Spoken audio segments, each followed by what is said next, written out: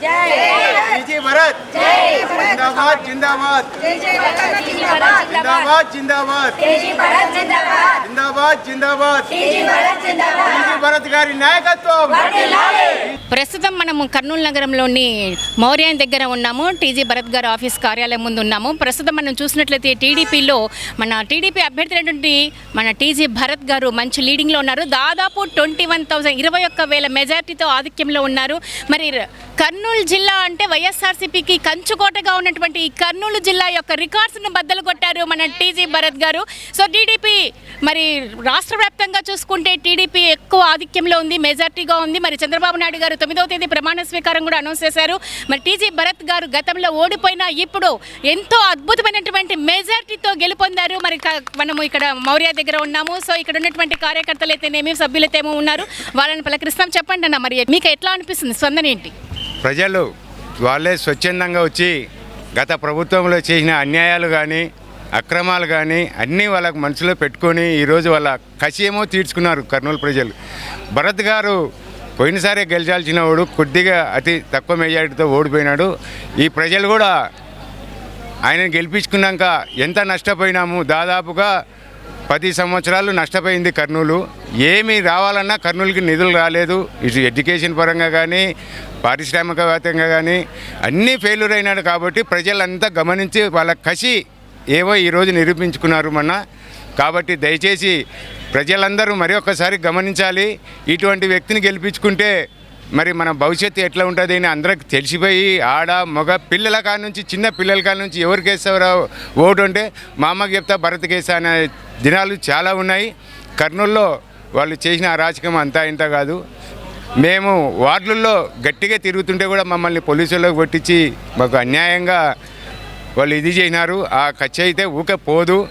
దయచేసి డిపార్ట్మెంట్ వారు కానీ ఏ డిపార్ట్మెంట్ వారు కానీ దయచేసి తెలుగుదేశం ప్రభుత్వం వచ్చినాక అందరూ సుఖ సంతోషాలతో ఉండాలా, అన్ని కార్యక్రమాలు బాగా చేయాలని మేము కోరుకుంటున్నాం.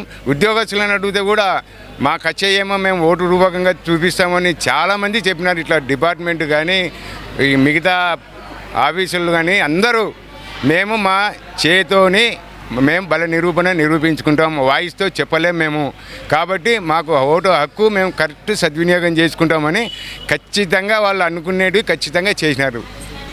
సో ఓటు హక్కును చాలా కరెక్ట్ పద్ధతిలో సద్వినియోగం చేసుకున్నారు ఓటర్లు అనే విషయం తెలియజేశారు. మరి ఇక్కడ మహిళా కార్యకర్తలు కూడా ఉన్నారు.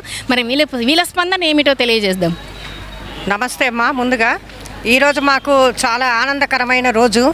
మా టీజీ భరత్ గారు ఎమ్మెల్యే కావాలని మేము కలలుగన్న రోజు. అదంతా కూడా మాకు ఈరోజు కళ నెరవేరింది.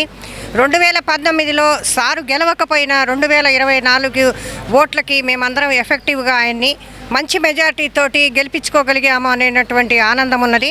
ప్రజలు వాళ్ళ ఓటుతో వాళ్లే తీర్పు చెప్పారు. జగన్మోహన్ రెడ్డి గారు చేసినటువంటి అరాచకాలన్నిటికీ కూడాను బుద్ధి చెప్పి ప్రజా తీర్పు ఒక కోర్టులో వెలువడినట్టుగా కూడా చంద్రబాబు గారిని ముఖ్యమంత్రిగా చేసుకున్నారు. ఇప్పుడే టీవీలో చూస్తున్నాము ఆయన జగన్మోహన్ రెడ్డి గారు రాజీనామా చేయడానికి కూడా వెళ్తున్నారని.